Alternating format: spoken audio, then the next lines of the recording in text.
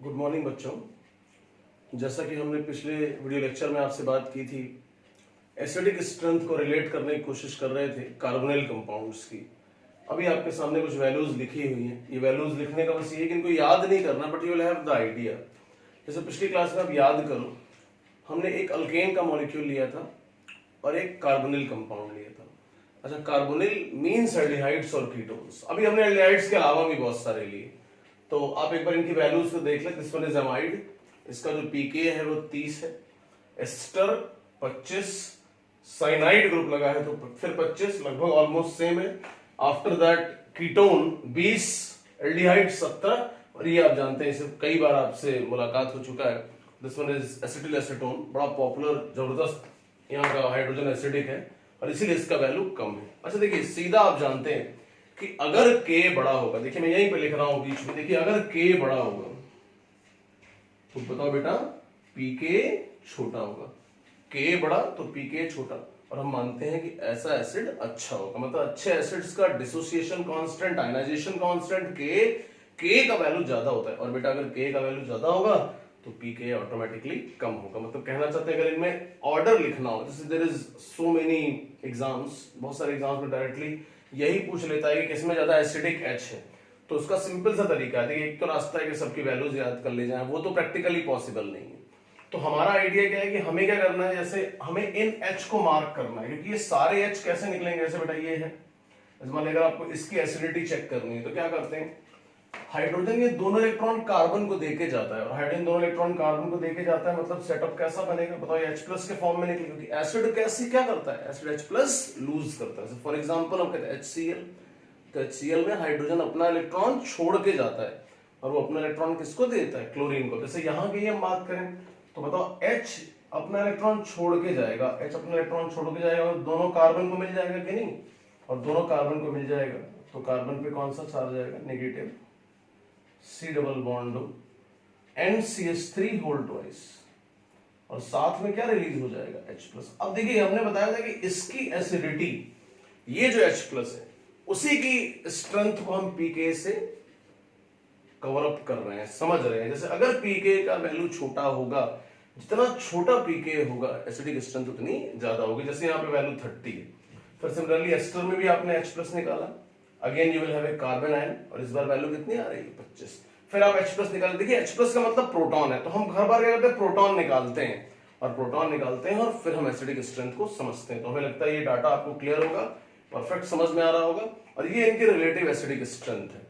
अच्छा, इन सब में सबसे बेहतर एसिड कौन सा है, ये उसका रीजन आपको, क्योंकि यहां से बेटा H+ निकालोगे तो बताओ, जैसे ही H+ निकालोगे बताओ नेगेटिव कहां आएगा, नेगेटिव इस कार्बन पे आएगा, और कहते हैं कि यार जैसे ही नेगेटिव कार्बन पे आएगा, it is stabilized on both the side by fine resonance, दोनों ही साइड रेजोनेंस स्टेबलाइज्ड होता है। और पिछले वाले लेक्चर में आपको बताया था कि अगर हमें कहीं भी एसिडिक स्ट्रेंथ चेक करनी होती है, एक तो एक्सपेरिमेंटल वैल्यू है कि आप pK कंसीडर करो।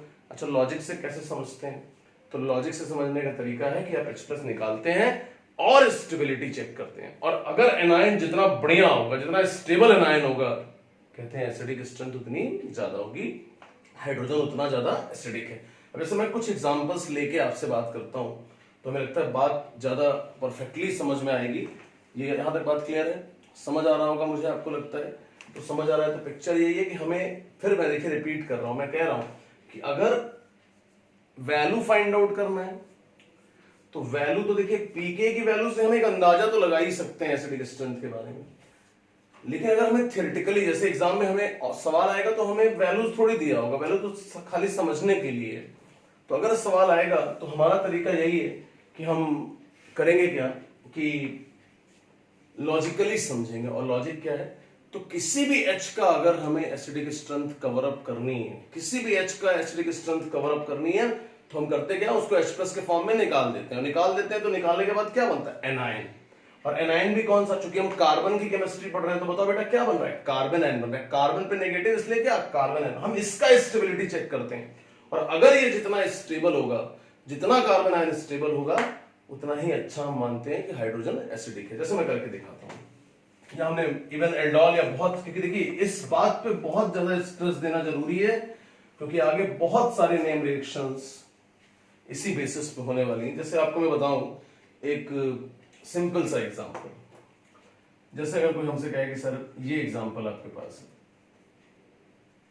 समझिएगा कि CH3 C डबल बॉन्ड और CH3, मान लीजिए थोड़ी देर के लिए हमने कीटोन लिया, हमने आपको लॉजिक क्या दिया था, अब हमें बताया था कि बताओ बेटा ये पूरा पूरा क्या है, एक्टिव सेंटर है, ठीक है, कार्बोनिल, इससे जो कार्बन डायरेक्ट लिंक होता है इट इज अल्फा सी, और अल्फा सी के पास जो हाइड्रोजन होते हैं वो अल्फा एच होते हैं, जो अल्फा कार्बन के पास जो एच होते हैं उसी को आप अल्फा एच कहते हैं। तो इस केस में कितने हैं, तो यहां 3 है और इस साइड भी अल्फा एच है, उसको भी 3 है। तो खैर अब सवाल है कि मुझे अगर एसिडिक स्ट्रेंथ चेक करनी, सवाल है कि कौन सबसे बेहतर एसिडिक बिहेवियर है, कौन सा H+ जल्दी निकल सकता है, तो आप करते क्या है, आप यहां से H+ निकालते हैं। आपका सिंपल तरीका है कि जिसकी आपको एसिडिक स्ट्रेंथ चेक करनी है ना वहां से H+ निकालोगे, H+ निकालोगे क्या बनेगा, तो H+ निकालोगे तो ये फॉर्म होता है CH2 minus C double bond और CH3, H+ देखिए निकल गया। अब देखिए साहब पूरा पूरा गेम है कि अगर ये एनायन जितना स्टेबल होगा, जितना ये ज्यादा स्टेबल होगा, उतना ही H+ निकलने की इच्छा शक्ति क्या होगी, उतनी ही ज्यादा होगी, उतना ही इस रिएक्शन का इक्विलिब्रियम कांस्टेंट बड़ा होगा, K वैल्यू उतनी बड़ी होगी और Pk वैल्यू उतनी छोटी होगी। तो जैसे अगर आपको कभी भी 2 ऑप्शन दे, और जैसे ऐसे असाइनमेंट में प्रॉब्लम्स है कि आपको ऑप्शंस देके पूछेगा कौन सा बेटर है जो H+ लूज करेगा, तो आपको क्या करना है, आपको H+ निकालना है और एनायन की स्टेबिलिटी चेक करनी है। अच्छा बताओ बेटा इस एनायन की स्टेबिलिटी चेक करनी है तो क्या देखना चाहिए, सिंपली बताइए, रेजोनेंस स्टेबलाइज्ड है, और रेजोनेंस स्टेबलाइज्ड है तो बताइए यहां से O माइनस CH3, बताओ ये नेगेटिव पहले कार्बन पे था ना, ये नेगेटिव कार्बन पे था ना, अभी यही डिलोकलाइज हो गया, ये नेगेटिव किसके ऊपर आ गया, ऑक्सीजन पे, और बेटा अगर ये ऑक्सीजन पे नेगेटिव आ गया तो नाउ इट इज स्टेबलाइज्ड। अच्छा इसी को हम क्या बोलते थे, इट इज कॉल्ड एनालोएट। एनालोएट कहने का मतलब है क्योंकि यार एक तो डबल बॉन्ड है और ऑक्सीजन पे नेगेटिव है, सो इट इज एनालोएट, राइट। जैसे यहां तक बात समझ में आई। तो इसी तरीके का और भी एग्जांपल आप ले सकते हैं, या फिर जो टेबल बनाया था उसमें हर एक केस में आप H+ निकालते हैं, H+ निकालते और जो एनायन बनता उसकी स्टेबिलिटी यार कंपेयर करते, तो स्टेबिलिटी कंपेयर करने से एसिडिक स्ट्रेंथ का अंदाजा हो जाता, जिसमें एनायन ज्यादा स्टेबल होगा एसिडिक स्ट्रेंथ उतनी ज्यादा होगी। ये बात क्लियर है, हमें लगता है यहाँ पे देखिए फिर से एक बार जोर, जैसे मैं कुछ एग्जांपल्स और लेता हूं क्योंकि इसके बाद हम डायरेक्ट एल्डोल शुरू करेंगे, और aldol is also type of nucleophilic addition, ठीक है, हम कैटेगरी उसी में है लेकिन बस तरीका थोड़ा सोचने का नजरिया बदला। जैसे मान लीजिए अगला एग्जांपल, अब ये एग्जांपल है, मान लीजिए अब सवाल है कि अगर हमसे कोई पूछे कि सर इसके, ये वही वाला एग्जांपल है जहां 2 कार्बोनिल है, तो आप बताओ H कहां से निकलना होगा, इतना समझते बताओ बेटा, यहां से ये वैसे तो अल्फा H कई सारे हैं, ये तीनों हैं, लेकिन मैं किसको प्रेफर करूंगा, मैं उस H को निकालूंगा जो सबसे स्टेबल एनायन प्रोड्यूस करेगा। और आपको मैं बताऊं कि जब आप यहां से H+ निकालते हैं, जब आप यहां से H+ निकालते हैं तो क्या बनता है, तो डबल बॉन्ड, अब H+ निकलेगा तो यहां नेगेटिव आएगा, और ये जो नेगेटिव होगा ये दोनों ही साइड स्टेबलाइज होगा, इसको ये वाला कार्बोनिल भी स्टेबलाइज करेगा इस प्रकार, और इसको ये वाला कार्बोनिल भी स्टेबलाइज करेगा। तो इस प्रकार से ऐसा H निकलने के बाद जो है ना, अगर वो स्टेबल हो रहा है तो सीधी सी बात है कि अगर वो स्टेबल हो रहा है तो इसका सीधा मतलब है कि वो H ज्यादा एसिडिक होगा और कार्बन आयन फॉर्म होगा, ठीक है। अब देखिए अब हम करते क्या है, ये कॉन्सेप्ट अब मुझे लगता है क्योंकि पिछले लेक्चर में भी हमने बड़ा जोर दिया, अभी फिर बताया, एसिडिक एबिलिटी ऑफ अल्फा, देखिए हेडिंग भी पड़ी acidic, the acidity of an alpha hydrogen, तो वो हम डिस्कस कर रहे हैं क्योंकि H निकालते हैं एनायन जो होता है वो स्टेबलाइज होता है, ठीक है। आगे बढ़ रहा हूं, अब देखिए ये एक तरीका है, ये actually it is this concept is used for the generation of nucleophile. सवाल है कि इस अल्फा H की एसिडिटी का सर इतना जोर दे रहे हैं, इसका करेंगे क्या, तो मैं आपको बताऊं बहुत इंपॉर्टेंट बात, this concept is used, this concept is used for the generation of,